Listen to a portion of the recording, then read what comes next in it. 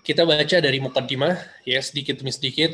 Insya Allah kita baca sedikit demi sedikit. Kemudian kalau ada manfaat, kalau ada pelajaran, anak akan sampaikan kepada antum. Intinya ini adalah kajian pertama dan semoga Allah mudahkan agar kita konsisten setiap pekannya mempelajari kitab ini. Dan juga insya Allah nanti dari pihak panitia akan share PDF dari terjemahan kitab ini. Jadi setiap dari kita nanti di pekan-pekan berikutnya bisa ikut kajian sambil membaca kitabnya, ya.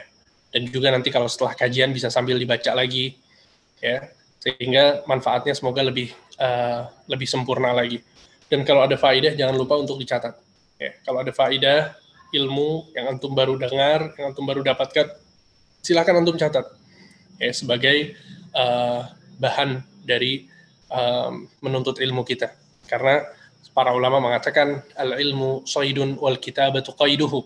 Sesungguhnya ilmu itu adalah binatang buruan. Dan catatan adalah pengikat yang mengikat binatang buruan tersebut. Ya percuma kalau kita memburu suatu binatang gitu ya, kemudian kita biarkan dan lepaskan begitu saja. Mumpung mendapatkan buruan ini maka ikat. Ya, ketika kita mendapatkan ilmu itu disimpan. Jangan kemudian dibiarkan begitu saja sampai akhirnya nanti kita lupa. Thayyib. Syekh Hafizahullah Ta'ala mengatakan, ya, sebelum beliau menyebutkan muqaddimah, beliau mengatakan Bismillahirrahmanirrahim. Alhamdulillahil mu'azzami bit-tauhid wa sallallahu wa sallama ala abdihi wa rasulihi Muhammadin al-makhsusi bi ajallil mazid wa ala alihi wa sahbihi ulil fadli war ra'yi sadid.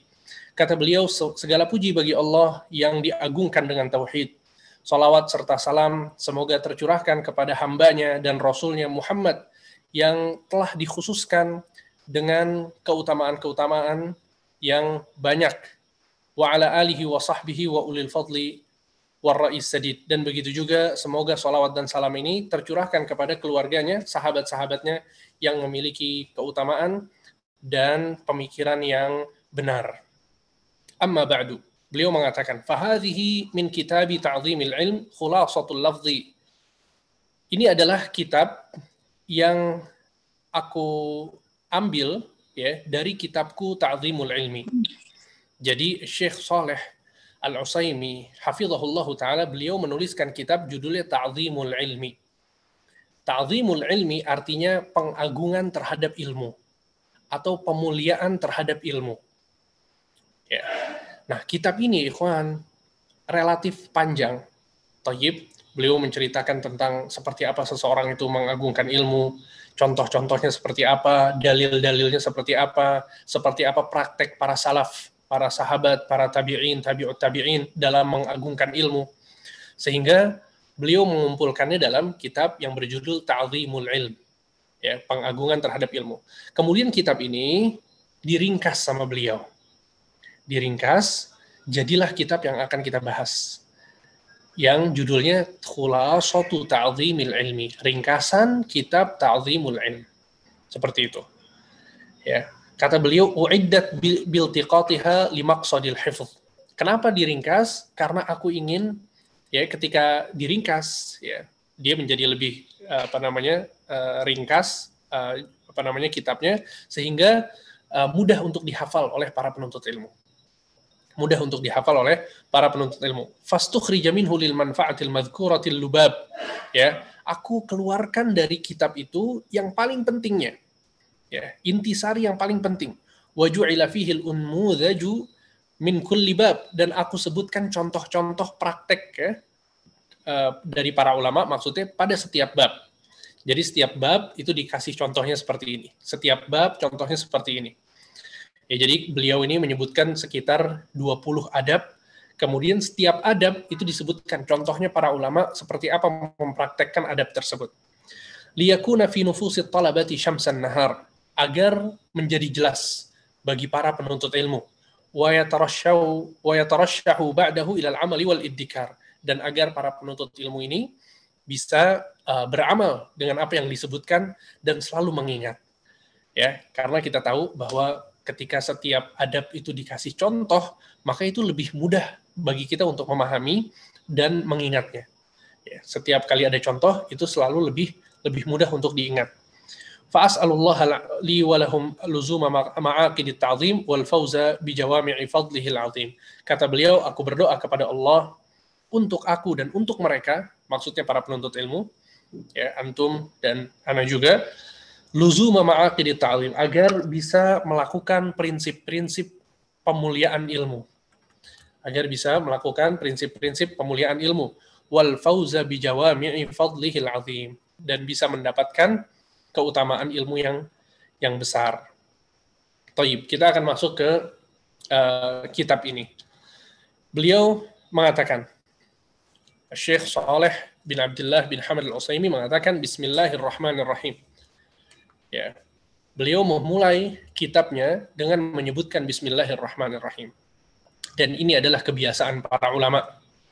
Kebiasaan para ulama adalah memulai tulisan-tulisan mereka dengan menyebutkan Bismillahirrahmanirrahim. Bukan hanya ulama, bahkan Nabi Sulaiman alaihi salam ketika menuliskan surat kepada Ratu Bilqis, apa yang dituliskan oleh Nabi Sulaiman? Kata Nabi Sulaiman, innahu min Sulaiman wa innahu bismillahirrahmanirrahim. Surat ini adalah dari Sulaiman dan sesungguhnya aku memulai dengan nama Allah yang Maha Pengasih lagi Maha Penyayang. Sehingga setiap orang yang ingin menuliskan sesuatu, entah itu buku, atau artikel, atau surat, atau apapun itu, pokoknya hal-hal yang ditulis, maka disunnahkan untuk menuliskan Bismillahirrahmanirrahim. Sebagaimana yang dilakukan oleh Syekh Shalih bin Abdullah bin Hamad Al-Utsaimin hafizahullah. Beliau memulai kitab ini dengan menuliskan Bismillahirrahmanirrahim. Apa dalilnya? Yang menjelaskan tentang sunnahnya menuliskan Bismillahirrahmanirrahim, dalilnya adalah dari Al-Quran dan Sunnah. Dari Al-Quran, maka Allah Subhanahu wa Ta'ala memulai kitabnya, kitab suci Al-Quran, dengan menuliskan Bismillahirrahmanirrahim. Kita tahu bahwa surat yang paling pertama yang ada dalam Al-Quran adalah Al-Fatihah. Dan Al-Fatihah dimulai dengan Bismillahirrahmanirrahim. Sehingga Allah Subhanahu wa Ta'ala memulai kitab Al-Quran dengan Bismillahirrahmanirrahim. Begitu juga dengan Nabi SAW. Ketika beliau menuliskan surat-surat kepada pembesar-pembesar Romawi, pembesar Persia, ya, Nabi menuliskan surat mendakwahkan mereka untuk mereka masuk Islam, maka yang ditulis oleh Nabi SAW pertama kali di dalam surat tersebut adalah apa? Bismillahirrahmanirrahim. Ya, sehingga inilah mengapa kemudian penulis menyebutkan Bismillahirrahmanirrahim di awal kitabnya. Kemudian beliau mengatakan, Alhamdulillah wa ashhadu an la ilaha illallah wa ashhadu anna Muhammadan abduhu wa rasuluh sallallahu alaihi wasallam wa ala alihi wa sahbihi adada man ta'allama wa 'allam. Kata beliau, Alhamdulillah, segala puji bagi Allah, dan aku bersaksi bahwasanya tiada Tuhan yang berhak disembah kecuali Allah, dan aku bersaksi bahwasanya Muhammad adalah hambanya dan Rasulnya, Sallallahu Alaihi Wasallam, dan semoga salawat dan salam itu tercurahkan kepada keluarganya, sahabat-sahabatnya, adada man ta'allama wa 'allam, ya, sejumlah orang yang belajar dan mengajarkan ilmu. Ya, kita lihat ya, Syekh Shalih Al-Utsaimin ketika beliau menyebutkan muqaddimah, alhamdulillah wassalatu wassalamu ala Rasulillah, ya, beliau bersolawat kepada Nabi sebanyak apa? Sebanyak jumlah orang yang belajar dan mengajar. Antum bayangkan, orang yang belajar dan mengajar jumlahnya ada berapa? Ya, sangat banyak sekali. Itu kalau kita bicara orang yang belajar dan mengajar di zaman sekarang. Bagaimana dengan zaman-zaman yang sebelumnya? Ya, maka orang yang belajar dan mengajar itu jumlahnya sangat banyak. Dan beliau, hafizahullah, Syekh Shalih Al-Utsaimin, bersolawat kepada Nabi dan sahabat-sahabatnya dan keluarganya sejumlah orang-orang yang belajar dan mengajar. Dan ini biasa disebut oleh para ulama dengan bara'atul istihlal. Apa itu bara'atul istihlal? Bara'atul istihlal adalah menyebutkan muqaddimah dengan menyebutkan hal-hal yang berkaitan dengan pembahasan. Jadi sekarang Syekh Shalih Al-Utsaimin beliau mau membahas tentang adab-adab penuntut ilmu, adab-adab orang yang belajar, ya. Maka beliau bersolawat dengan mengatakan, saya bersolawat jumlah orang-orang yang belajar dan mengajar. Paham ya? Jadi dikaitkan, perkataannya itu disematkan hal-hal yang berkaitan dengan apa yang sedang ingin dibahas. Ini disebut dengan bara'atul istihlal. Sehingga walaupun kita cuma membaca mukaddimahnya saja, kita sudah masuk ke ruh kitab ini. Ya, kitab ini bicara tentang ilmu, tentang ta'zimul ilm, mengagungkan ilmu, tentang talabul ilm, tentang belajar, ya, tentang menuntut ilmu. Maka ketika kita masuk ke mukaddimahnya saja, kita sudah merasakan, ya, hawa-hawa menuntut ilmu. Dan ini ini adalah fun, ya, ini adalah seni yang dilakukan oleh para ulama ketika mereka menulis kitab. Tayyib. Kemudian beliau mengatakan, amma ba'd, fa inna hadzal 'abdi minal ilmi mauqufun 'ala hadzi qalbihi min ta'zimihi wa ijlalih. Kata beliau, sesungguhnya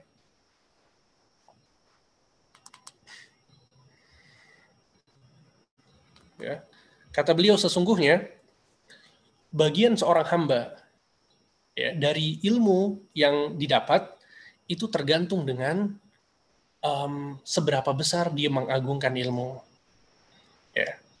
Sedikit banyaknya ilmu yang kita dapatkan itu tergantung dengan apa? Dengan pengagungan kita terhadap ilmu.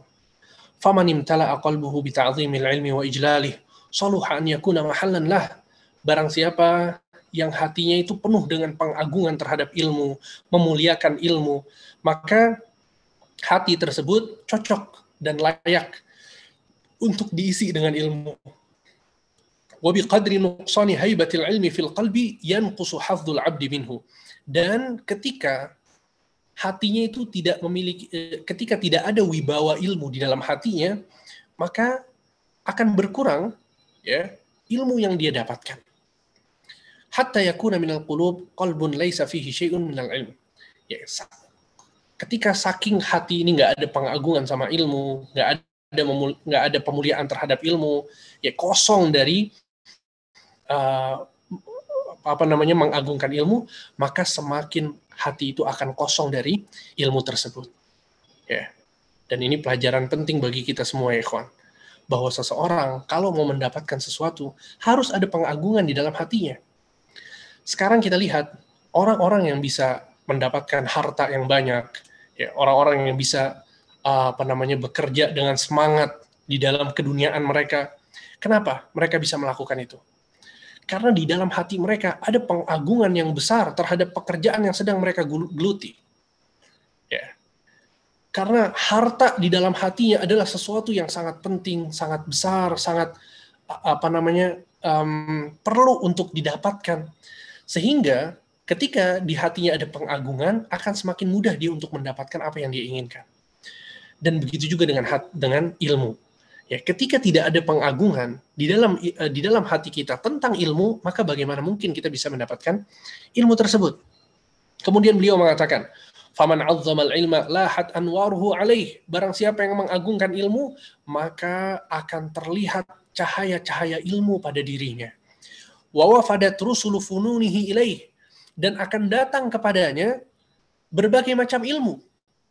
Walam yakun lihimmatihi ghayatun illa talaqih, wala li nafsihi ladzatun illa al-fikru fih. Ya, ketika seorang mengagungkan ilmu, maka himmahnya, semangatnya akan tertuju untuk mendapatkannya. Wala li nafsihi ladzatun illa al-fikru fih, dan tidak ada kelezatan yang dia rasakan kecuali ketika dia berpikir tentang ilmu. Ya, luar biasa. Ini efek dari seseorang yang mengagungkan ilmu. Wa ka'anna Aba Muhammad Ad-Darimi Al-Hafidh rahimahullah lamaha hadzal ma'na. Kemudian kata penulis, kata Syekh Shalih Al-Utsaimin, dan seakan-akan Abu Muhammad Ad-Darimi, seorang ulama besar, beliau memahami makna ini. Beliau memahami tentang pentingnya mengagungkan ilmu, pentingnya memuliakan ilmu. Sehingga, kata beliau, fakhatama kitab al-ilmi min sunanih al-musammah bil musnadil jami' bibabin fi i'zamil ilm. Al-Hafidh Ad-Darimi, ya, hafizahullah ta'ala, beliau punya kitab yang dinamakan dengan Al-Musnadul Jami'. Tayyib, dalam kitabul ilmi, Ya, bab yang terakhir yang beliau tuliskan adalah bab fi i'dhamil ilm. Bab pentingnya mengagungkan ilmu. Antum lihat, ternyata yang menulis tentang pengagungan ilmu itu bukan cuma Syekh Saleh bin Abdullah bin Hamad Al-Utsaimin di zaman sekarang. Ternyata Al-Imam Abu Muhammad Ad-Darimi Al-Hafidh rahimahullahu taala sudah terlebih dahulu mencantumkan tentang bab fi i'dhamil ilmi dalam kitabnya Al-Musnadul Jami'. Ini menunjukkan perhatian para ulama yang besar terhadap pengagungan ilmu. Berarti ya, pengetahuan tentang mengagungkan ilmu ini bukan sesuatu yang remeh. Sesuatu yang besar, sesuatu yang penting, sesuatu yang sudah dibicarakan oleh para ulama dari zaman-zaman dahulu sampai sekarang. Kemudian, kata penulis, wa a'wanu syai'in 'ala al-wusul ila i'dhamil ilmi wa ijlalih ma'rifatu ma'aqidi ta'dhimih. Kata beliau, dan yang paling membantu seseorang untuk bisa mengagungkan ilmu adalah mengetahui tentang prinsip-prinsip mengagungkan ilmu. Ini yang harus digarisbawahi, ikhwan. Disinilah kita mulai berperang, kita mulai belajar, kita mulai berjihad, itu di sini. Ketika beliau mengatakan apa? Dan yang paling penting, cara yang paling penting agar kita bisa mengagungkan ilmu adalah apa? Mengetahui tentang prinsip-prinsip pengagungan ilmu. Wahyal usulul jami'ah. Karena mengetahui tentang prinsip-prinsip mengagungkan ilmu adalah pokok yang mendasar. Al-muhaqqiqatu li'azamatil ilmi fil qalbi. Untuk menjadikan hati kita ini mengagungkan ilmu. Faman akhadha biha kana mu'azziman lil ilmi mujillan lah. Barang siapa yang betul-betul memperhatikan prinsip-prinsip pengagungan ilmu ini, maka dia adalah orang yang mengagungkan ilmu. Wa man dhayya'aha fali nafsihi adha'. Dan barang siapa yang meremehkannya, maka sesungguhnya dia sedang meremehkan dirinya sendiri. Wali hawahu ata', dan dia mengikuti hawa nafsunya. Fala yalumanna in fatara anhu illa nafsah. Kalau kemudian di tengah jalan, kata Syekh, ada seseorang yang malas untuk menuntut ilmu, tiba-tiba futur, tiba-tiba malas, nggak mau belajar, tiba-tiba putus begitu saja, nggak mau thalabul ilm, maka jangan menyalahkan siapa-siapa kecuali menyalahkan dirinya sendiri. Karena di hatinya nggak ada pengagungan ilmu. Ya, karena dia nggak mau belajar cara-cara mengagungkan ilmu itu seperti apa. Dan ini banyak ya, kawan. Banyak orang yang ketika dia ikut kajian, dia belajar, dia mulai aja udah. Ambil kitab tauhid, kemudian dia belajar. Ambil kitab tafsir, kemudian dia belajar sama ustadz atau sama syekh. Ya akhi, ada satu hal penting. Belajar adab-adab menuntut ilmu. Ini adalah hal yang sangat prinsip yang wajib diketahui oleh seorang penuntut ilmu. Oleh karena itu banyak ulama yang mengatakan kunna nata'allamul adab qabla an nata'allamal ilm. Sesungguhnya kami belajar adab terlebih dahulu baru kemudian belajar ilmu. Bukan berarti seseorang nggak belajar Al-Quran, nggak belajar As-Sunnah, kemudian belajarnya akhlak saja, tidak. Tapi ini menjelaskan kepada kita tentang pentingnya seseorang itu belajar adab. Dan betapa banyak seorang penuntut ilmu yang tersesat. Seorang penuntut ilmu yang kasar sama istrinya. Seorang penuntut ilmu yang sama keluarganya nggak baik sama sekali. Seorang yang menuntut ilmu, suka ke masjid, suka hadir kajian, tapi nggak punya rasa untuk tanggung jawab terhadap keluarganya. Ya, terkadang masih mulutnya kotor, terkadang masih suka hasad, terkadang masih suka melakukan hal-hal yang haram. Sebabnya apa? Karena dia nggak belajar adab-adab ilmu. Dia cuma belajar ini adalah halal dalilnya ini adalah haram dalilnya ini. Tapi dia nggak tahu seperti apa mengagungkan dalil, seperti apa menghormati seorang ustadz, seperti apa menghormati seorang teman sesama penuntut ilmu, seperti apa menghormati orang yang baru aja ngaji. Sedangkan dia sudah lama ngaji, seperti apa cara dia menghormatinya? Bagaimana dia memperlakukan keluarganya yang awam, yang belum pernah ngaji, belum pernah tahu tentang ilmu, belum pernah tahu tentang tauhid, belum pernah tahu tentang sunnah. Hal-hal semacam ini bisa diselesaikan dengan satu hal. Apa? Ta'zimul ilm, mengagungkan ilmu. Yaitu dengan mengetahui ma'aqidu ta'zimil ilm, prinsip-prinsip dalam mengagungkan ilmu. Dan di sini penulis tadi mengatakan apa? Kalau kemudian tiba-tiba ada seorang yang futur, yang melakukan kesalahan, yang nggak mau belajar lagi, itu berarti dia jangan menyalahkan orang lain, tapi salahkan dirinya sendiri. Kemudian kata penulis, yadaka au kata wa fuka nafakh. Tanganmu yang mengikat dan mulutmu yang meniup. Ada yang paham apa maksud penulis di sini? Yadaka aukata wa fuka nafakh. Kedua tanganmu yang mengikat dan mulutmu yang meniup. Ini adalah peribahasa yang sangat terkenal di kalangan orang Arab. Dan peribahasa ini memiliki satu kisah yang kemudian keluarlah peribahasa ini. Yaitu kedua tanganmu yang mengikat dan mulutmu yang meniup. Jadi ada kisah bahwa dua orang mau berjalan ke suatu tempat. Untuk menuju tempat tersebut, dia harus melewati satu sungai yang dalam. Maka mereka berdua berpikir bagaimana caranya supaya bisa keluar bisa melewati sungai tersebut gitu ya. Maka akhirnya mereka berpikir, mereka pun mendapatkan bahwa mereka membawa kirbah, tempat minum. Dan tempat minum orang-orang Arab zaman dahulu itu diambil dari kulit onta ya, atau kulit hewan gitu. Kemudian ada pengikatnya. Ya kan? Pengikatnya dibuka, kemudian mereka minum dari tempat kirbah tersebut. Akhirnya mereka berpikir bahwa bagaimana kalau kita tuangkan air yang ada di isi dari kulit tersebut, dituangkan, airnya dibuang, kemudian dijadikan sebagai pelampung. Jadi ditiup, kemudian diikat, kemudian digunakan untuk menyeberangi sungai tersebut. Akhirnya itu yang mereka lakukan. Jadi tempat airnya itu dikosongkan, kemudian kulit tempat air itu ditiup sama mereka berdua. Jadi isinya itu angin, kemudian diikat. Taib, jadilah pelampung. Nah, dengan cara itu, mereka kemudian berusaha untuk menyeberangi sungai tersebut. Ketika menyeberangi sungai, yang satu itu karena dia ngikatnya nggak kenceng, jadi anginnya keluar. Sehingga dia hampir aja tenggelam. Anginnya keluar, kemudian dia hampir tenggelam. Ketika dia mau tenggelam, dia malah menyalah-nyalahkan orang lain. Dia bilang, ini kenapa nggak ada jembatan? Harusnya ada jembatan di sini. Malah nyalah-nyalahin orang. Maka teman yang satunya mengatakan apa? Yadaka aukata wa fuka nafakh. Tanganmu yang mengikat dan mulutmu yang meniup. Maksudnya salah kamu. Kamu yang nggak kenceng ngikatnya. Jangan menyalahkan orang lain. Buktinya temannya yang satunya lagi itu bisa dia menyeberang dan pelampungnya itu tetap berisi dengan angin. Ya, al-muhim ini maksudnya adalah bahwa ini peribahasa yang dikatakan oleh orang Arab, yada ka'aukata wa fuka nafakh. Kedua tanganmu yang mengikat dan mulutmu yang meniup. Itu peribahasa dikatakan kepada seseorang yang suka menyalah-nyalahkan orang lain padahal ini salahnya sendiri.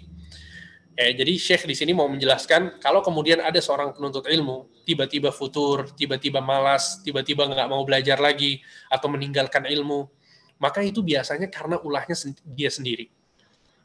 Entah dia karena dia tidak memperhatikan prinsip-prinsip mengagungkan ilmu. Kemudian kata Syekh, "Waman la yukrimul ilma la yukrimuhul ilm." Dan barang siapa yang tidak memuliakan ilmu, maka ilmu tidak akan memuliakannya. Allah, ini kaidah mengerikan ya, kawan. Barang siapa yang tidak memuliakan ilmu, maka ilmu tidak akan memuliakannya.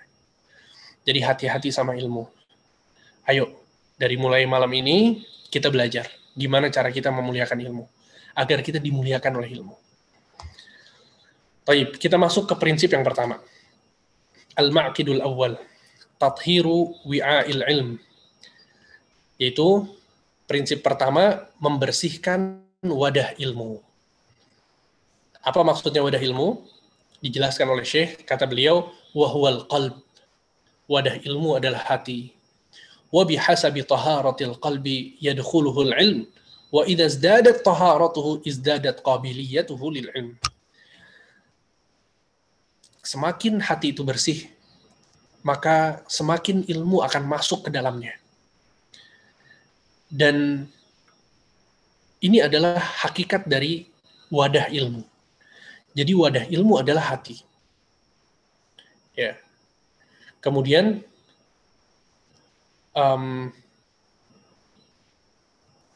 Syekh mengatakan, Faman arada hiyazatal ilmi falyuzayyin batinah wa yutahhir qalbahu min najasatih. Maka barang siapa yang ingin mendapatkan ilmu, hendaknya dia menghiasi batinnya, membersihkan batinnya. Batin ini maksudnya hatinya. Wa yutahhir qalbahu min najasatih, dan dia bersihkan hatinya dari najis-najis. Fal ilmu jauharun latif, la yasluhu illa lil qalbin nadhif. Sesungguhnya ilmu adalah permata yang indah. Dia tidak layak diletakkan kecuali di hati yang bersih. Ikhwan, ana tanya antum sekarang. Kalau kita punya perhiasan yang bagus, ya, antum punya emas, punya intan, punya berlian, di mana antum bakal taruh perhiasan tersebut? Antum bakal cari tempat yang bersih, yang layak. Mungkin antum berani untuk mengeluarkan uang ya, demi membeli tempat dari perhiasan-perhiasan tersebut. Kenapa? Karena semakin sesuatu itu berharga bagi kita, maka kita akan letakkan dia di tempat yang bersih, di tempat yang pantas. Maka begitu juga dengan ilmu. Dan ilmu lebih mulia daripada perhiasan. Ilmu lebih mulia daripada harta. Jika ilmu itu tidak lebih mulia daripada harta, maka yang Rasulullah Shallallahu Alaihi Wasallam miliki itu pasti harta. Para nabi dan rasul, para sahabat radhiyallahu anhum wardahum, mereka tidak semua dari mereka orang-orang kaya. Bahkan banyak di antara mereka yang tidak memiliki harta. Dan itu tidak menjadikan mereka hina. Itu tidak menjadikan mereka rendah. Itu tidak menjadikan mereka dipandang sebelah mata oleh umat. Ya akhi, ilmu yang mengangkat seseorang. Allah Subhanahu wa taala berfirman, "Yarfa'illahu alladhina amanu minkum walladhina utul ilma darajat." Sesungguhnya Allah Subhanahu wa taala mengangkat derajat orang-orang yang beriman dan berilmu di antara kalian. Nabi sallallahu alaihi wasallam dikisahkan oleh Aisyah radhiyallahu anha bahwa beliau radhiyallahu anha mengatakan hilalun thumma hilal lam yuqad fi baiti Rasulillah sallallahu alaihi wasallam nar. Kita melihat bulan sabit, kemudian kita melihat lagi bulan sabit, kemudian kita melihat lagi bulan sabit. Berapa bulan? Berapa bulan berarti? 3 bulan. Kata Aisyah, di rumah Rasulullah tidak dinyalakan api. Apa maksudnya? Maksudnya Nabi SAW nggak masak. Di rumah Nabi itu nggak ada masakan yang dimasak dengan api. Maka sahabat bertanya kepada Aisyah, kemudian apa yang kalian makan? Kata Aisyah, al-aswadan, kurma dan air.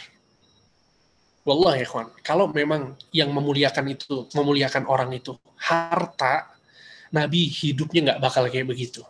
Nggak bakal 3 bulan nggak makan dari masakan. Nggak bakal ikhwan. Kalau memang harta itu mulia. Kalau memang harta itu lebih penting daripada ilmu.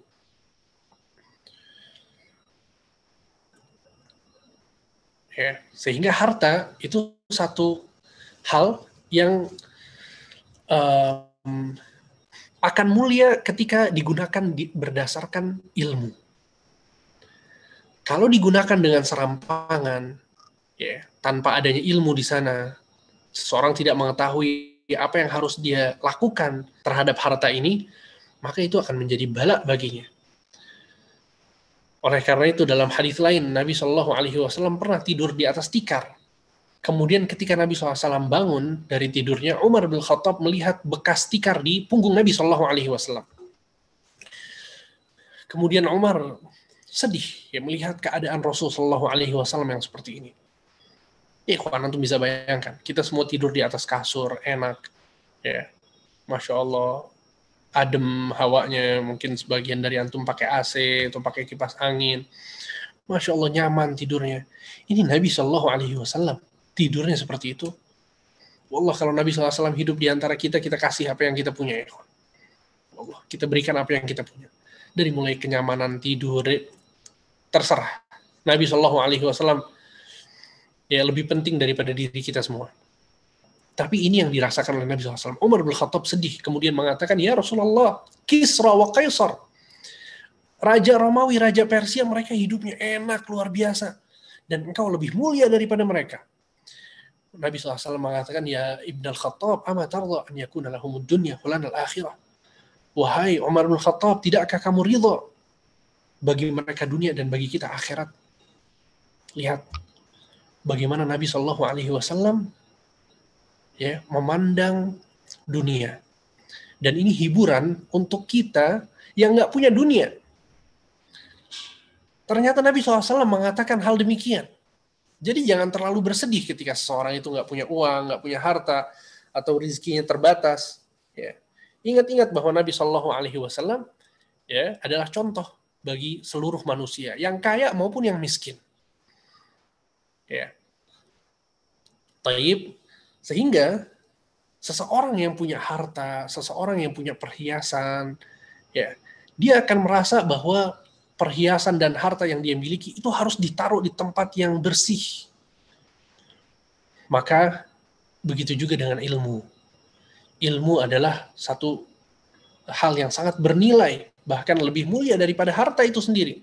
Maka harus diletakkan di tempat yang bersih. Di mana tempatnya? Tempatnya adalah di hati kita. Seseorang yang tahu halal dan haram itu adanya di hati, ya. Seseorang yang mau mengerti tentang Al-Quran itu timbulnya semuanya dari hati. Seseorang yang mau memahami tentang sholat, mau memahami tentang ibadah, mau memahami tentang bagaimana menjadi orang yang soleh, mendekatkan diri kepada Allah, itu semuanya dimulai dari hati seseorang.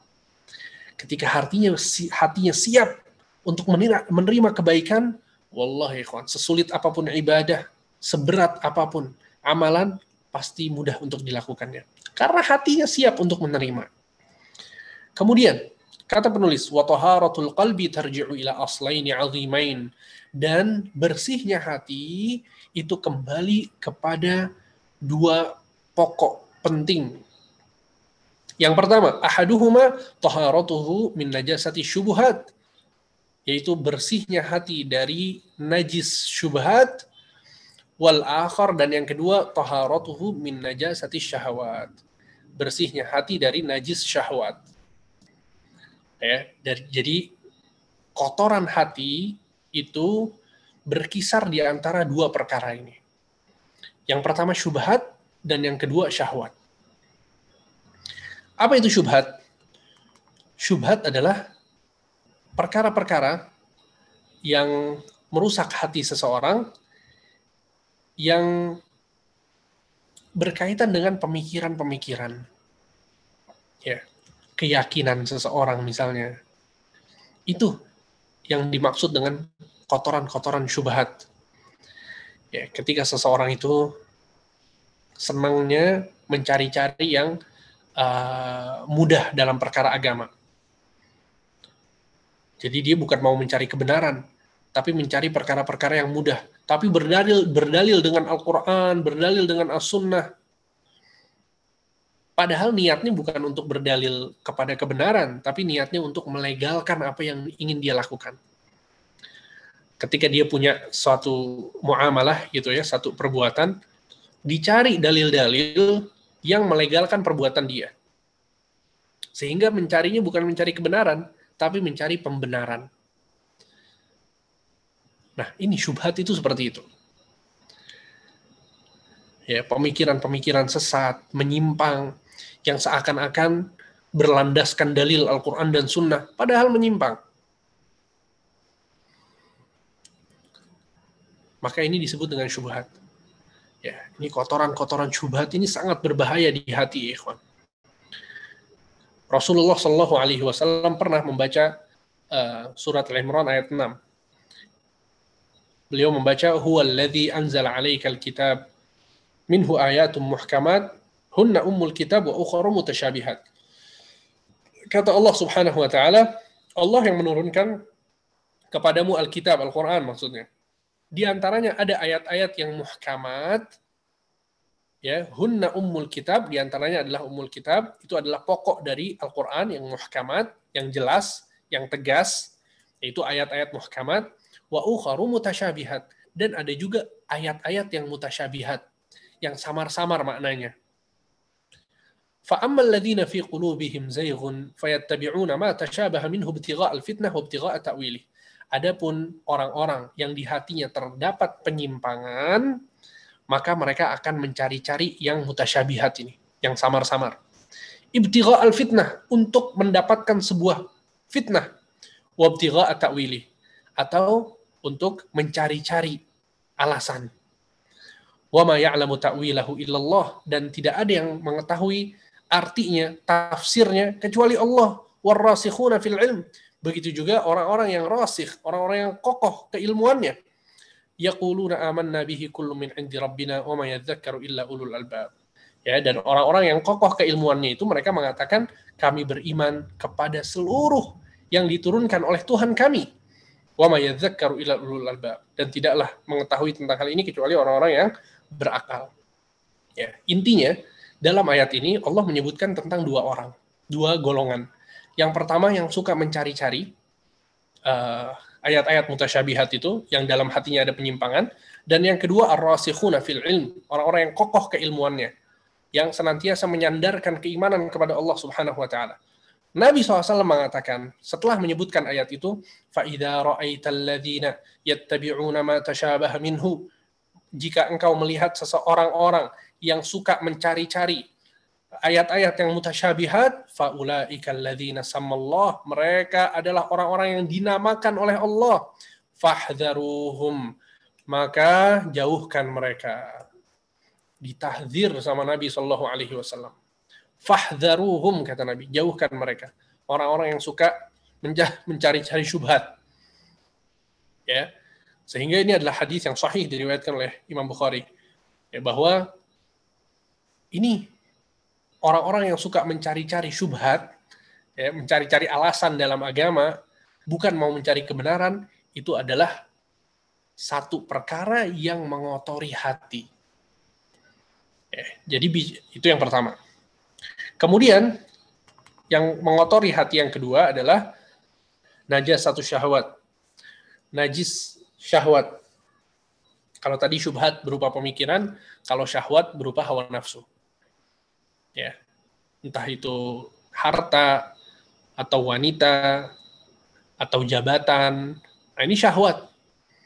Ya, seseorang itu punya syahwat terhadap kedudukan misalnya. Dia pengen jadi pimpinan. Dia pengen jadi Pak RT misalnya. Dia berusaha untuk dapat jabatan Pak RT. Kenapa? Karena syahwat yang ada di dalam hatinya. Ya, kita bukan berarti kalau ada orang yang berusaha jadi Pak RT kemudian ada syahwat dalam hatinya, ya belum tentu ya. Bisa jadi dia memiliki alasan, ada kemaslahatan yang ingin dia capai. Tapi maksudnya di sini anak kasih contoh bahwa syahwat itu terkadang terdapat pada kedudukan gitu. Ya. Dan betapa banyaknya orang yang memiliki syahwat kedudukan. Uangnya udah banyak, ya, aset di mana-mana, tapi kemudian bersusah payah untuk mendapatkan jabatan dengan cara-cara yang haram. Ya. Maka ini juga termasuk dari syahwat. Taib. Sehingga ini dua perkara yang bisa mengotori hati kita. Pertama syahwat, atau pertama syubhat yang disebutkan oleh Syekh, dan yang kedua adalah syahwat. Ya, dosa-dosa maksiat. Kemudian kata Syekh, wa idza kunta tastahi min nadhari makhluqin mithlik ila wasakhi thawbik fastahi min nadhrillah ila qalbik. Wallah, ini kata-kata luar biasa ya, kawan. Pantas untuk ditulis dengan tinta emas. Kata Syekh, kalau engkau malu, ya, ketika ada orang melihat bajumu kotor, maka malulah kepada Allah ketika Allah melihat kepada hatimu yang kotor. Baju kita kalau kotor, kita nggak mungkin keluar rumah. Nggak mungkin kita ketemu orang, ya, kemudian kita misalnya hadir walimahan, baju antum kotor dengan lumpur. Ya nggak mungkin. Kenapa? Kita malu. Kita malu sama orang. Iya kan? Nah, di sini Syekh mengatakan kalau kita malu dengan baju yang kotor dari penglihatan manusia, maka bagaimana dengan hati kita yang kotor? Harusnya kita malu. Wa fihi ihanun wa balaya wa dzunubun wa khataya. Ya, hati yang kotor, hati yang di situ ada kotoran-kotoran, ya, ada bala di sana, ada dzunub, ada dosa-dosa, kesalahan-kesalahan, hati dipenuhi dengan hal-hal tersebut. Ya mungkin nggak terlihat sama manusia, tapi Allah Maha melihat, Allah Maha mengetahui. Allah tahu persis apa yang ada di hati kita. Allah tahu persis dosa-dosa yang kita lakukan ketika kita sendirian. Itu merusak hati, ya kawan. Allah merusak hati. Dan para ulama mengatakan bahwa sebab terbesar yang menjadikan seseorang itu berubah, yang tadinya soleh berubah 180 derajat menjadi berantakan kehidupannya, sebabnya apa? Biasanya adalah dosa-dosa yang dilakukan ketika sendirian. Allah, dosa-dosa ketika sendirian ini menghancurkan hati. Dan begitu juga sebaliknya. Kalau seseorang mau dapat hidayah, kalau seseorang mau berubah, yang tadinya nggak soleh jadi berubah jadi soleh, yang tadinya orang jauh dari ilmu, dekat dengan ilmu, jauh dari Allah jadi dekat dengan Allah, sebab yang terbesar untuk mendapatkan hal tersebut adalah melakukan amalan-amalan soleh ketika sendiri. Nggak ada orang yang tahu cuma kita sama Allah. Wah, itu dahsyat ya kawan. Wallah, dahsyat. Antum nggak minta pujian siapapun, nggak ada yang ngelihat, tapi antum betul-betul khusyuk, minta sama Allah, wallah perkara antum selesai. Ya. Allah Subhanahu wa taala berfirman, Innal ladzina yakhshawna rabbahum bil ghaibi lahum maghfiratun wa ajrun kabir. Dan orang-orang yang takut kepada Tuhan mereka ketika mereka sendirian, lihat, innal ladzina yakhshawna rabbahum, takut kepada Tuhan mereka bil ghaibi, ketika mereka sendirian, ghaib, nggak ada orang yang tahu, lahum maghfiratun wa ajrun kabir, mereka akan mendapatkan ampunan dari Allah, wa ajrun kabir, dan pahala yang sangat besar. Ya. Ini orang yang mau belajar, orang yang mau menuntut ilmu supaya ilmunya bermanfaat, yang pertama kali yang harus dia lakukan adalah apa?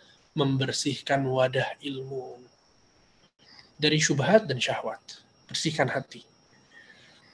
Kemudian Syekh mengatakan, fa fi sahih Muslimin an Abi Hurairah radhiyallahu anhu, dan terdapat di kitab Sahih Muslim dari Abu Hurairah bahwa Nabi sallallahu alaihi wasallam bersabda, "Innallaha la yanzuru ila suwarikum wa amwalikum, walakin yanzuru ila qulubikum wa a'malikum." Sesungguhnya Allah tidak melihat kepada rupa kalian, paras kalian, dan harta-harta kalian, akan tapi Allah melihat kepada hati-hati kalian dan amalan-amalan kalian.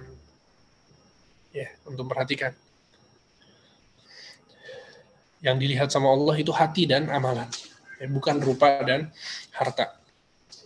Kemudian kata penulis, man tahhara qalbahu fihi al-ilmu hal, wa man lam yarfa' minhu najasatahu wada'ahu al-ilmu wartahal.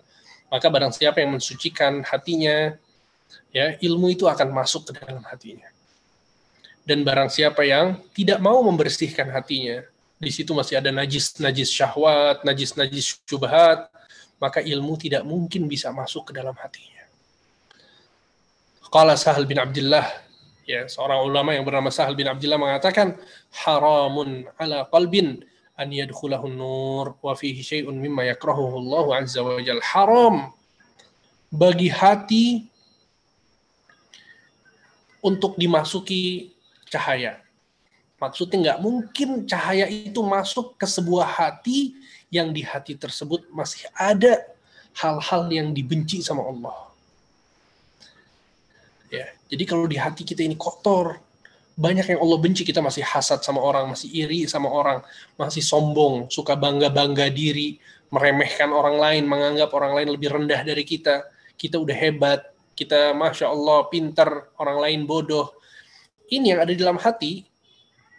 Kalau yang itu yang ada di dalam hati, maka cahaya nggak mungkin masuk. Antum lihat Nabi Muhammad SAW ketika wahyu turun kepadanya dalam keadaan Nabi SAW itu siap, hatinya bersih. Beliau beriktikaf di Gua Hiro, ya, berdiam diri di sana beribadah kepada Allah Subhanahu wa taala sehingga hatinya betul-betul siap ketika wahyu itu turun kepada Nabi Muhammad SAW.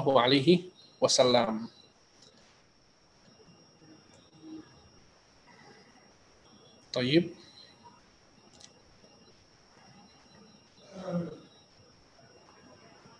Ya.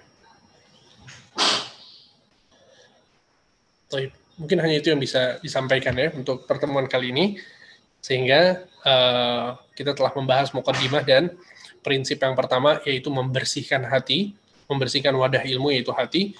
Insya Allah pada pertemuan berikutnya kita akan menjelaskan tentang prinsip yang kedua, yaitu ikhlas dalam menuntut ilmu. Semoga bermanfaat. Wassallallahu ala nabiyina Muhammad wa ala alihi wa sahbihi ajma'in. Ya Allah, Ustaz, ilmunya ini jazakallah khair, Ustaz. Penting sekali buat kita ini, Ustaz. Sudah bisa sesi pertanyaan, Ustaz, sekarang? Tafadhol, silakan. Sekali lagi diingatkan, untuk yang mau bertanya, untuk Ikhwan, bisa raise hand apabila mau bertanya dengan Ustaz langsung. Dan untuk yang Akhwat, tafadhol bisa melalui kolom chat. Bagi yang mau nanya, silakan.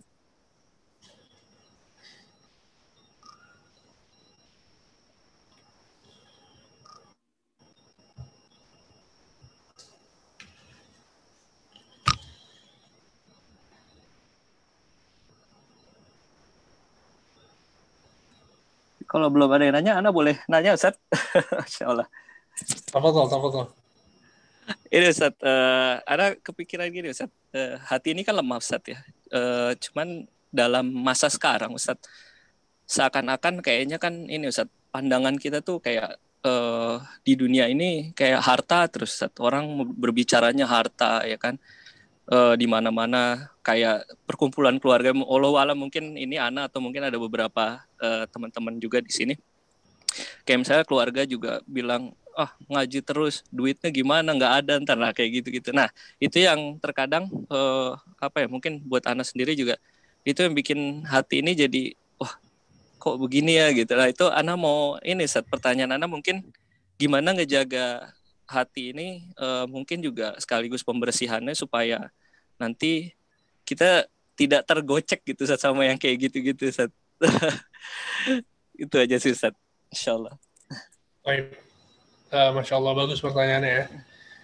Jadi ya yang perlu kita perhatikan adalah para ulama mengatakan bahwa ketika ada celaan terhadap dunia, ya, di antaranya Ibnu Rajab Al-Hambali, beliau menjelaskan ketika dunia itu dicela oleh Allah dalam Al-Quran, kemudian dalam As-Sunnah juga Nabi SAW mengatakan ad-dunya mal'unun ma fiha, sesungguhnya dunia ini terlaknat dan terlaknat semua yang ada di dalamnya, ya, kemudian dikecualikan oleh Rasulullah SAW, kecuali ya zikir kepada Allah, penuntut ilmu dan orang yang menyampaikan ilmu dan seterusnya.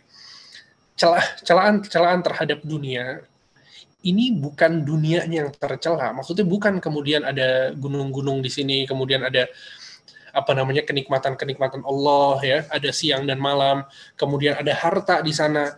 Bukan secara spesifik dunia itu yang tercela, akan tapi sikap kita terhadap dunia itu yang biasanya tercela. Jadi harta misalnya, ya harta Allah sesuatu yang sangat penting, ya. Harta enak banget gitu kalau kita punya harta, ya kan? Semua kita sepakat. Sehingga yang jadi masalah itu bukan hartanya sebetulnya. Akan tapi yang jadi masalah seperti apa sikap kita terhadap harta. Kalau kemudian karena harta kita rela untuk menggadaikan agama kita. Kita kerja di pekerjaan-pekerjaan yang haram, ya. Ada instansi riba, kita kerja di sana. Kenapa kerja di sana? Ya ini saya biar dapat harta. Yang seperti ini yang tercela. Kata Nabi SAW, nanti akan ada datang suatu zaman, orang-orang itu mencari harta sudah nggak pandang bulu lagi, apakah dia halal atau haram. Nah, sehingga kita harus bedakan antara harta itu sendiri dengan cara kita memandang harta tersebut. Ya, jadi memang setiap orang itu dituntut untuk mencari nafkah, khususnya laki-laki. Dia nggak boleh diam di rumah. Dia harus mencari harta. untuk menafkahi keluarganya, ya, untuk menafkahi anak dan istrinya, untuk memberikan misalnya sebagian hartanya ke orang tua, dia wajib untuk mencari harta. Makanya Ana sering sampaikan bahwa teman-teman yang masih muda, yang masih kuliah, mereka kuliah dengan niatan untuk bisa dapat pekerjaan yang layak nanti, ini adalah niatan yang mulia. Niatan yang mulia. Nggak apa-apa, kuliah yang bagus, supaya nanti dapat pekerjaan yang bagus. Dapat gaji yang cukup, ya, bisa memenuhi kebutuhan keluarga, nggak minta-minta sama orang, nggak ngerepotin orang, bahkan bisa bantu orang lain. Ya, ini Masya Allah mulia sekali. Ya, sehingga yang jadi masalah adalah bagaimana sikap kita terhadap harta. Ada sebagian orang yang dia nggak punya waktu untuk baca Quran. Kenapa? Karena urusannya dunia terus. Dia sholat 5 waktunya mungkin kadang dilakukan, kadang nggak dilakukan. Kenapa? Repot. Waduh, di kantor nggak ada waktu, Ustadz. Ini pekerjaan nggak beres-beres kalau nggak. Paham, antum? Ini yang seperti ini yang tercela. Ya, sehingga yang perlu diperhatikan adalah bahwa harta itu tidak secara mutlak dia terlaknat dan tercela. Akan tapi sikap kita terhadap harta itu yang kemudian seringkali dicela oleh Allah dan Rasulnya. Wallahu a'lam. Oh, Masya Allah. Jazakallah khair Ustaz atas jawabannya. Ini Ustaz sudah ada beberapa pertanyaan dari Irma Umu Adisti. Bismillah. Assalamualaikum warahmatullahi wabarakatuh. Semoga Ustadz, tim kajian dan seluruh kaum muslimin diberikan rahmat dan keberkahannya. Ustadz izin bertanya, mohon nasihatnya bagaimana kita bisa menganggap ilmu sebagai sesuatu yang lebih mewah dari dunia dan isinya. Syukron wa jazakumullah khairan. Ya. Yang pertama adalah bahwa Allah Subhanahu wa taala menciptakan kita agar kita beribadah. Allah berfirman dalam surat Az-Zariyat ayat 56, "Wa ma khalaqtul jinna wal insa illa liya'budun." Tidaklah aku menciptakan jin dan manusia kecuali untuk beribadah. Antum bayangkan, kita berada di dunia ini untuk beribadah. Dan kita dalam keseharian kita, ya, alhamdulillah gitu ya. Ini husnudzon ana kepada yang hadir semua bahwa setiap hari kita beribadah kepada Allah. Tiap hari kita sholat, tiap hari kita berzikir, ya, setiap hari kita bertemu dengan orang lain, dan seterusnya, dan seterusnya. Ini semua berdasarkan dengan ilmu. Ketika kita sholat, itu semuanya berdasarkan dengan ilmu. Ya, ketika kita mengangkat tangan kita ketika sholat, kemudian ketika kita membaca Al-Fatihah, ketika kita membaca Al-Quran, itu semuanya berdasarkan dengan ilmu. Dan semakin seseorang itu berilmu tentang sesuatu, maka dia akan semakin mendalami sesuatu tersebut. Nggak mungkin seseorang bisa khusyuk dalam sholat kalau dia nggak berilmu tentang sholat. Nggak mungkin seseorang itu bisa baik kepada keluarganya kalau dia nggak tahu prinsip-prinsip dalam berkeluarga itu seperti apa. Apa kata Allah tentang berkeluarga? Apa kata Allah tentang menjadi suami atau menjadi istri? Dan tidaklah kerusakan, kekacauan, dan rusaknya rumah tangga seseorang kecuali sebabnya karena ilmu yang nggak dipelajari. Dia nggak tahu harus seperti apa bersikap, apa hak dan kewajiban si istri, apa hak dan kewajiban suami. Ya, istri itu sama suami harus seperti apa, suami sama istrinya harus seperti apa. Akhirnya kacau. Kenapa? Ya nggak didasari sama ilmu. Kalau kita memahami betul tentang pentingnya ilmu, maka kita pasti akan terhasratkan untuk menuntut ilmu, belajar. Ya, sehingga itu ya pentingnya kita untuk rasa sadar kita untuk memperbaiki keluarga kita, memperbaiki ibadah kita, memperbaiki kehidupan kita, itu yang seharusnya mendorong kita untuk kemudian sadar akan pentingnya ilmu. Wallahu a'lam. Wah, Masya Allah. Jazakallah khair Ustaz atas jawabannya. Ada pertanyaan lagi Ustaz. Assalamualaikum Ustaz. Afwan di luar tema. Bisakah dosa tidak sholat di masjid itu terhapuskan oleh dosa sholat sunnah atau dengan sholat wajib yang dilakukan di rumah? Mengingat amalan baik bisa menghapuskan dosa-dosa. Itu aja Ustaz. Semoga ya. Semoga kita bertaubat terus kepada Allah Subhanahu wa taala. Dan betul bahwa amalan-amalan kebaikan itu akan menghapuskan amalan-amalan keburukan. Ya, Nabi Shallallahu Alaihi Wasallam mengatakan innal hasanat yudhibna sayyiat. Sesungguhnya pahala-pahala kebaikan-kebaikan itu akan menghapuskan dosa-dosa. Dan kata para ulama, yang paling dahsyat dalam menghapuskan dosa adalah taubat kepada Allah Subhanahu wa taala. Sehingga setiap orang itu dianjurkan untuk bertaubat setiap hari. Ya, jadi kalau kita lagi berdoa, selipkan taubat di sana. Ya, ketika kita mengangkat tangan kepada Allah, entah itu di sepertiga malam terakhir, atau di antara adzan dan iqamah, atau ketika kita sujud misalnya, atau sebelum salam di tempat-tempat ijabah kita sedang berdoa, kita minta minta harta, minta kebaikan dunia, minta kebaikan akhirat, jangan lupa di situ diselipkan doa dengan bertaubat kepada Allah Subhanahu wa taala, minta ampunan dari Allah jika ada kesalahan, kemudian dari dosa khusus, kalau antum tahu ada dosa khusus yang antum lakukan, minta ampunan kepada Allah Azza wa Jal. Ya, wallahu alam. Masya Allah, jazakallah khair Ustaz. Sebentar, ini ada pertanyaan lagi Ustaz. Gimana hukumnya menunda pernikahan karena sudah terlalu sibuk dengan ilmu? Alasannya masih pengen fokus belajar dulu, apalagi akhlak dan tauhid belum kuat.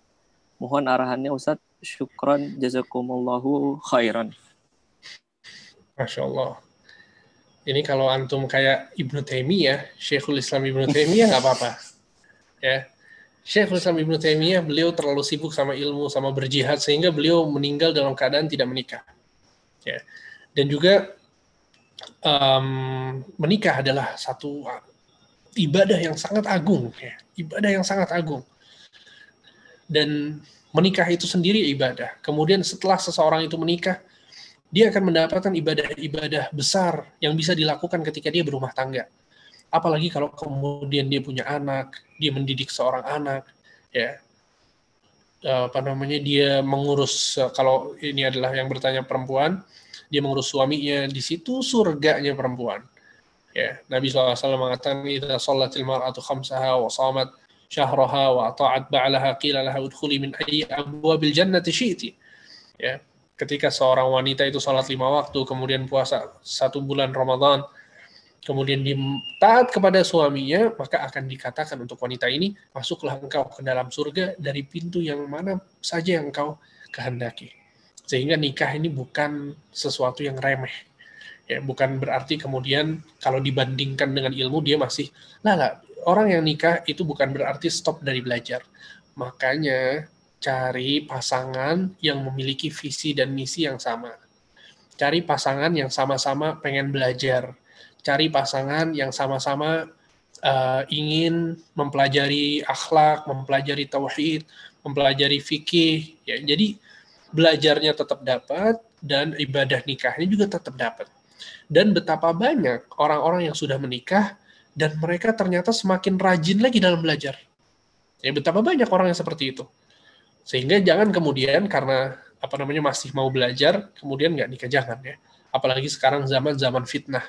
Wallah, sekarang zaman luar biasa. Luar biasa, fitnahnya sangat besar. Ya, ketika seseorang itu menikah, dia akan terlepaskan dari banyak fitnah. Ya, terlepaskan dari banyak fitnah. Dia jadi punya kesibukan yang padat di rumahnya. Dia harus ngurus suami, kalau suami harus ngasih nafkah istrinya, dia nggak akan ada lagi tuh waktu-waktu yang terbuang, waktu-waktu yang sia-sia.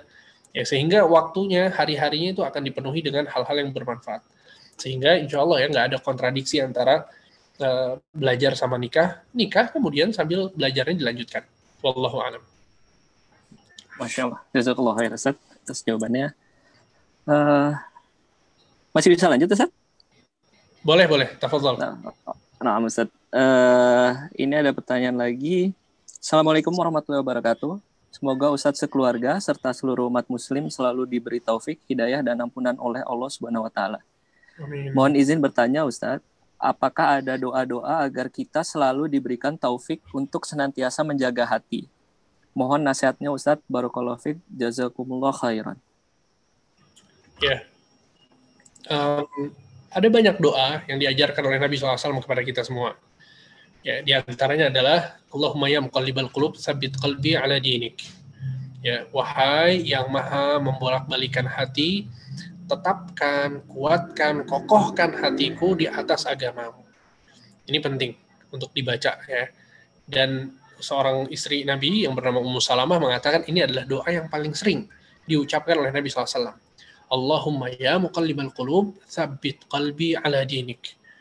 Allahumma ya muqallibal qulub, tsabbit qalbi ala dinik. Wahai yang maha membolak-balikan hati, ya kokohkan hatiku di atas agamamu. Karena kita nggak tahu. Mungkin sekarang kita soleh, besok kita nggak tahu seperti apa. Sekarang kita semangat, besok mungkin kita nggak tahu seperti apa. Ya, sehingga ini adalah doa yang sangat bagus untuk dibaca. Kemudian juga banyak doa-doa yang lain ya, seperti Allahumma alhimni rusydi waqini syarra nafsi. Ya Allah, berikan kepadaku selalu rusydi, yaitu jalan yang benar, dan jauhkan dari diriku keburukan dari diriku sendiri. Ya, terkadang seorang itu di dalam dirinya ada keburukan. Nah, ini diminta dijauhkan sama Allah Subhanahu wa taala. Ini juga penting. Kemudian Rabbana atina fid dunya hasanah wa fil akhirati hasanah wa qina adzabannar. Ini juga satu permintaan yang sangat luas yang mencakup seluruh kebaikan dunia dan seluruh kebaikan akhirat. Ya, wallahu a'lam. Masya Allah. Jazakallah khair Ustaz atas jawabannya. Ini masih ada lagi Ustaz. Bismillah, Assalamualaikum warahmatullahi wabarakatuh. Afwan Ustadz, izin bertanya, apakah menjadi dosa bila belum mampu mengamalkan ilmu yang sudah diketahui, hingga kadang kala ketidakmampuan itu membuat jiwa merasa selalu sedih? Barakallahu fiq, jazakallahu khairan. Kalau itu adalah sesuatu yang wajib, ya, maka kita berdosa ketika meninggalkannya. Karena kita ketahui bahwa amalan-amalan itu bisa jadi dia adalah wajib dan bisa jadi dia hukumnya sunnah. Ya, ketika sunnah, kita tahu para ulama menyebutkan ketika ya seorang itu meninggalkan sunnah maka dia tidak berdosa, walaupun dia meninggalkan satu kebaikan yang besar, tapi dia tidak berdosa. Ya, beda halnya dengan sesuatu yang wajib seperti sholat 5 waktu misalnya, ya, atau hal-hal lainnya. Kemudian juga dengan keharaman, maka itu harus ditinggalkan. Sehingga lakukan ya yang wajib, itu wajib untuk dilakukan, dan yang sunnah berusaha untuk melakukannya. Dan jangan lupa bahwa seluruh amal soleh yang kita lakukan itu berkat taufik dari Allah, bukan karena kita hebat. Jadi jauhkan rasa bahwa kita yang berusaha, kita yang melakukannya, kita yang sudah lakukan ini, sudah melakukan itu. Bukan kita. Semuanya karena Allah. Laulallah mahtadaina wala sallaina wala sumna. Kalau bukan karena Allah, kita tidak akan dapat hidayah. Kita nggak akan sholat, kita nggak akan puasa. Ya, jadi minta sama Allah, berdoa sama Allah agar dimudahkan untuk melakukan amalan-amalan yang soleh yang sudah kita ketahui. Wallahu a'lam. Masya Allah. Jazakallah khair Ustaz atas jawabannya. Ini setelah Ana hampir ada yang ke-skip Ustaz. Ini ada satu pertanyaan lagi. Bismillah, Assalamualaikum warahmatullahi wabarakatuh. Izin bertanya Ustadz, mengenai percakapan di online WhatsApp, banyak yang memulai dengan Bismillah, bukan dengan salam, Assalamualaikum, padahal bentuk percakapan. Bagaimana sebaiknya Ustadz? Jazakallahu khairan. Wallahu a'lam ya, insya Allah ini perkara ringan ya. Dia mau mulai dengan Bismillah, ya insya Allah nggak masalah. Dia mau mulai dengan salam juga nggak masalah. Walaupun sebagian orang menganggapnya bahwa ini bukan surat, ya. Sebagian orang itu menganggapnya ini bukan surat, jadi nggak perlu Bismillahirrahmanirrahim, nggak perlu Assalamualaikum gitu ya. Sehingga ini insya Allah perkaranya ringan, ya boleh dimulai dengan Bismillah, ya. Kalau mau memulai dengan Assalamualaikum juga nggak masalah, bahkan itu adalah doa, ya. Ketika kita menyapa seorang Muslim dengan mengucapkan salam itu juga insya Allah baik. Wallahu a'lam. Jazakallah khair Ustaz. Ini kalau dari pertanyaan ini sudah tidak ada lagi Ustaz, atau masih mau menunggu atau gimana Ustaz? Baik, kita cukupkan aja ya. Oh, cukupkan. Ana boleh menyampaikan sesuatu dulu Ustaz, sebentar. Sebelum penutupan. Ustaz. Sebelumnya ini Ana mengucapkan jazakallah khair atas ilmunya dan waktunya yang sudah Ustaz berikan. Barakallahu fiik.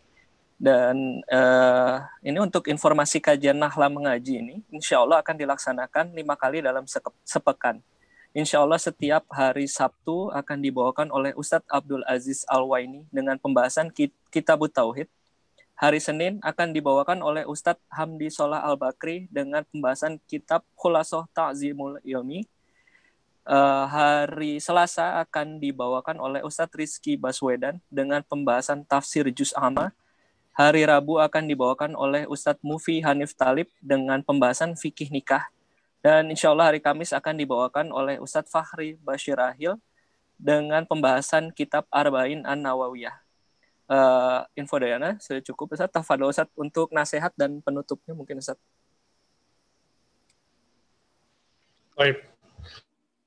Ya mungkin hanya itu yang bisa Anda sampaikan. Semoga apa yang disampaikan bisa bermanfaat. Dan intinya adalah bahwa kajian kita insya Allah setiap hari Senin ini membahas tentang kitab Khulasah Ta'zimil Ilm, ya 20 prinsip yang berisi tentang adab-adab dalam menuntut ilmu.